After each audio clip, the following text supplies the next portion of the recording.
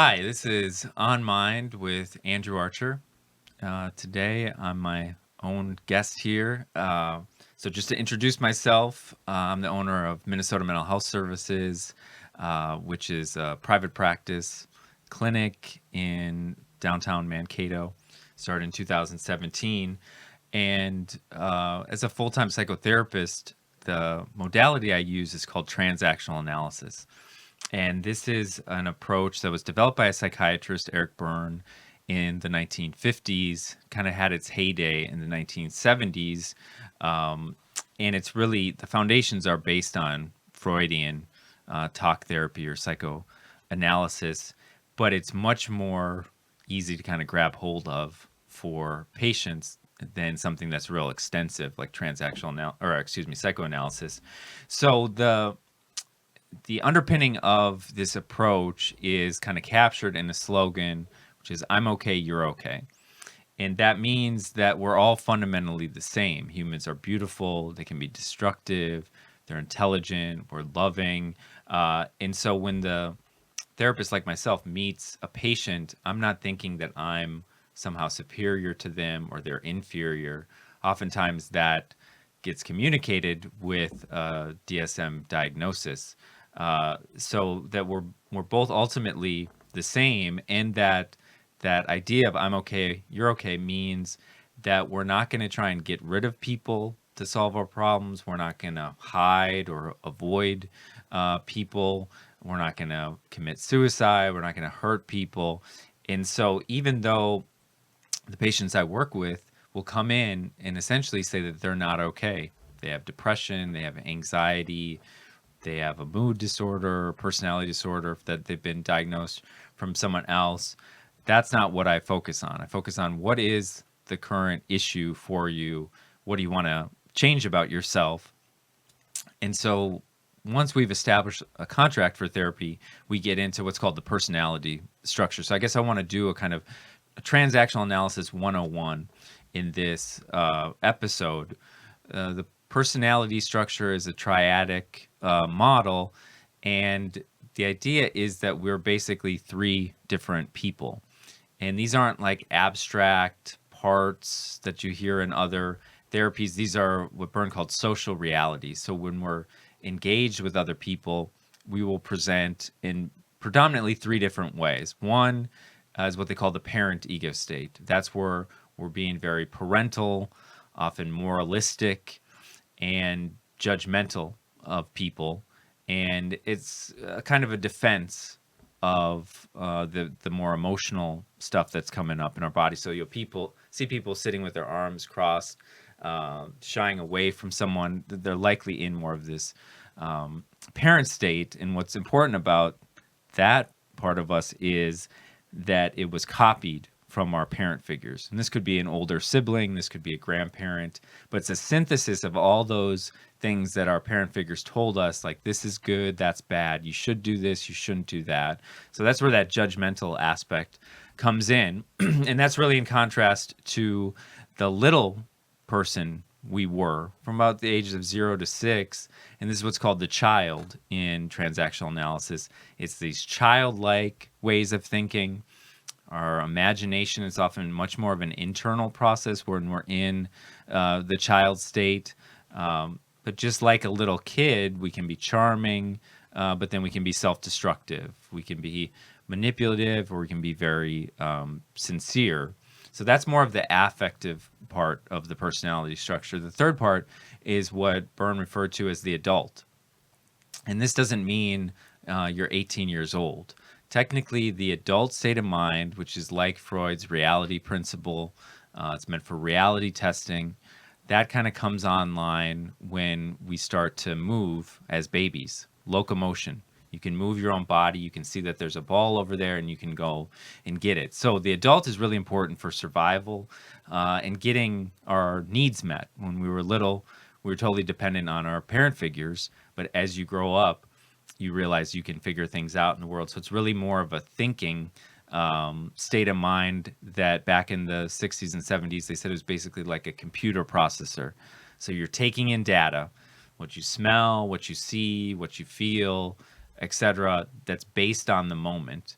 So the term people know now is mindfulness, mindful awareness, and that's pretty close to this state of mind as the adult. So early on in therapy, I'm orienting people to that adult state. What's actually happening that wasn't conditioned to you by your parent figures, or wasn't something you decided and figured out as a child. It's what's actually going on right now, and you can make new decisions based on the adult state. So it's really a developmental perspective, and it's explained in more detail in transactional analysis. But essentially, we want to have different choices, and you have to think from the here and now to not just do automatic, habitual things. For example, that what our parents taught us to do. And it's also important to be more in the moment, the here and now, in order to structure our time. That's another big piece of transactional analysis, is this idea that Eric Berne conveyed, that we're hungry to have our time structured. Just like we're hungry for food and water, we're hungry for that time structure and stimulation, social recognition from other people. There's a term in transactional analysis, strokes, is that we need to be recognized. And people say hi to us, how are you doing? Andrew, that's a stroke. Or when you tell someone you love them, that's a unconditional stroke. You see them just for who they are. And if we don't get that, we sort of shrivel up in terms of our body. Think of sensory deprivation, things like solitary confinement, where there's no structure, there's no stimulation, and there's no social contact. You can't touch in American prisons, for example. That's a way to kind of destroy someone psychologically. So when I meet with people, I ask them, how do you structure your time? What time do you get up? Do you eat breakfast? What do you do next? What do you do after that? And of course, in our culture, it's a lot of all work and no play. So I'm also interested in what they do during unstructured time, and conveying that there's value in structuring unstructured time. So you don't know what's going to happen, but you aren't going to work. You're going to relax. You're going to play, kind of take care of yourself. So that time structure piece leads into the therapy contract that I build with people is, what do you want to change about yourself? Okay, we're actually going to have to change your behavior. You're going to have to do things differently. And so I guess what I'm describing is, figuring out how the person behaves, and then thinking about with them, well, how is that behavior connected with how you were as a little kid and how your parents, taught you, socialized you. So, for example, if a person's father worked 80 hours a week, and when they came home from work, they cracked a beer, what they're conveying to their children is, when you're not working, you're drinking. And so when we see a lot of things like substance abuse, for example, you can actually get at the origins of that, which is that's what a parent or both parents taught you to do. And so that means you're not actually thinking for yourself, certainly not from the here and now. So I get people to think about that and to structure their time differently. Once that treatment plan is established, I go into what they call transactional analysis proper, meaning, okay, when you talk to your mom or to your boyfriend or a colleague, what do you say? And then what do they say back? And then what do you say? And people are using that personality structure model, the parent, the adult, and child, to figure out, okay, what's actually going on in those transactions. That means interpersonal communication. And what you find is a number of things, but one is usually one ego state is the most active. So with parents that have children, they're often in the parent ego state because they have to take care of the kids. But then what that happens is, in other situations, they will be parenting other adults, for example, and that can lead into problems. So once you analyze these transactions, things like from the adult state would be like who, what, where, why, when. What time is it? Where are we going? These are factual kind of questions. But then things coming from the child state are going to be more about how the person is feeling, or what's going on in terms of their adaptations. And what I find with people is that those series of transactions often include an ulterior motive. One example I use in psychotherapy is I'll say to people, okay, imagine if it was towards the end of the session and I was feeling kind of anxious because I had another patient waiting in the lobby. So I could say, oh, do you know what time it is? Even though I knew the time. And then the person looks at their watch or their phone. Oh, it says, oh, we're past time, the end of the session. So the ulterior motive would be I want the patient to know that we're running late, and then they decide to end the session. So the point is, if I'm saying what time it is, it seems like a factual question, but actually there's an ulterior motive to it. So this analysis of people's communication turns into an understanding of what games they play. The famous book by Eric Berne, who founded transactional analysis, is called Games People Play, and that went on to sell 5 million copies in the 1960s. It was published in 1964, and it's basically a glossary of all these different games and an analysis of what those games are. One of the most common ones Byrne referred to as "why don't you yes but." So with game analysis, you have essentially two roles, and he referred to them as white and black. And so white is the name of the person that is inviting somebody else into the game. In that example with the time ending and the session going over, I would be referred to as white because I have an ulterior motive. So with "why don't you yes but," white presents, and this is often seen in group therapy process, with a problem. They say, my girlfriend has a drug and alcohol addiction. And so somebody in the group will say, well, why don't you have them go see a therapist? Or why don't you do couples therapy? Why don't you send them to treatment or AA?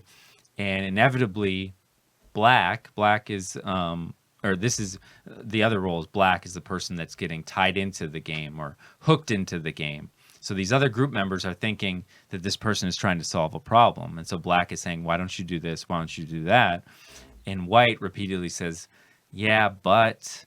So yeah, but my partner doesn't really like talking about herself, or they would never go to treatment. And so they exhaust all these recommendations until finally what happens is there's a long silence. And what this does psychologically for white, the person playing the game, is internally the little version of them thinks, well, see, my problem isn't solvable. There's nothing I can do about that. And allows them to be passive and not make any new decisions. Another really common game is called If It Weren't For You, or If It Weren't For Them. And the way Byrne outlines it is the person comes in, let's use a female, for example, somebody that's married, a wife, and this would be white. The person playing the game tells the therapist, oh, my partner is so domineering and controlling. They won't let me go out and do the things I want to do, etc. So hooking black, in this case, as the therapist, into the game is to convey that the problem is their partner. When actually, with this game, white, the woman in this case, is afraid to be on her own, afraid to do things by herself, to go out with friends or dancing, whatever it is. And so the fact that their partner is more controlling is counterphobic for them, because then they can't go out and do the things that they're really afraid to do. So it sort of works, protects them emotionally, to say, well, if it weren't for my husband, then I'd be happy. I'd be able to do the things. So it's this triangulation that occurs with the therapist and, in this case, the husband and wife. And what's deceptive or not disclosed is that this person really is afraid to do things on their own, and so they can blame other people for that. There's a whole list of different games, and the book, of course, is dated because it was published in 1964. But oftentimes, my patients who get into game analysis will start to look at that book to understand what games they potentially play. And usually, these games are played outside of our conscious awareness, that it's subconscious. And there's three main types of roles in games. And this comes from what some people might be familiar of. It's called the drama triangle or rescue game. But there's basically three different roles referred to as the persecutor, the rescuer, and the victim. So the victim, their perception is that they're a victim. They can't think, they can't solve problems, they can't deal with their own emotions. And so then their worldview is that people are either persecuting them all the time, sort of bullying them, or they have to get rescued by other people. Really a sense of being powerless and helpless, and that they're fundamentally not okay. The persecutor role, you can think more of the narcissist, the kind of psychopath. They think, I'm okay and everybody else is not okay. And so a persecutor does just that. They persecute people, they call people names, they try and win and dominate in situations. And then the third role is the rescuer, oftentimes a caretaker, tends to people please. But I should say, we move around and switch to these different roles, and that's where it's very dramatic. If people have kids that are listening, you watch any Disney movie, the hero becomes the villain, or vice versa. There's this dramatic switch where you thought this person was a quote-unquote good person, they become a bad person. So that's where all this drama resides, in the switching of roles. So that last role I was talking about was the rescuer role. Is they often feel not okay, and they orient towards this role because they want to fix and save everybody. That way they don't have to deal with their own stuff. When you think about that triangle and those three roles, a real tragic but easy example to look at is this what's the word for it? The mass shootings in the United States. The numbers are kind of insane. But if you think about examples like Columbine or other mass shootings, the person feels not okay. They're often in a crisis. 97% of these mass shootings are males in the U.S., but they often feel like a victim. They've been bullied. The world is against them. They've collected all these injustices. And so what they do is they get a gun or an arsenal of guns, and that makes them feel more superior, more powerful. So they feel more okay. They have this situational power where, of course, if somebody is pointing a gun at you, you don't have much agency there. You become a victim just by way of the threat. So they find themselves in this one down victim position, but by getting a gun and having this grandiose plan of, like, for example, with Columbine, they were going to blow up the whole school. They had all these bombs and everything. But they move into this persecutor role and kill people, which alleviates their agitation. So now they're the persecutor. They're kind of winning in their mind, is, kind of disgusting. They're trying to get this high body count of deaths. But in the majority of cases, that isn't the end of this mass shooter game. They switch now back into the victim role and they commit suicide. They either are intentionally killed by the police or they turn the gun on themselves. And that is the final violent move in the game, because these mass shootings, there's tons of detail and planning.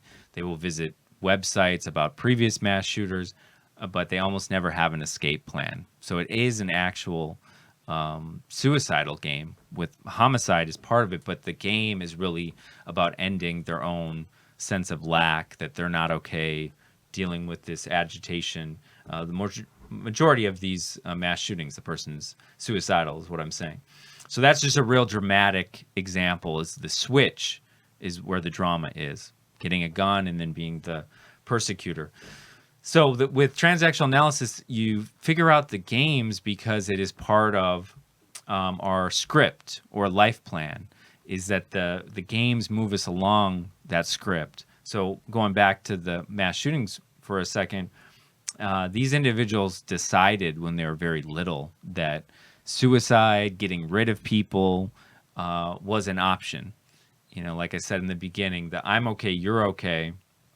We eliminate getting rid of people or hurting ourselves in terms of dealing with problems. So they oftentimes were actually neglected or had abuse in childhood. Not always, but one of the things they learned was that they didn't exist, or they shouldn't exist, and that they should go crazy. These real lethal injunctions is what they're referred to in transactional analysis. So the final aspect of transactional analysis is this idea of a script or life plan. And what it amounts to is, based on how we were socialized, conditioned as kids, we make some decisions and adaptations. So when I was a little boy, I decided I was never going to be like my dad.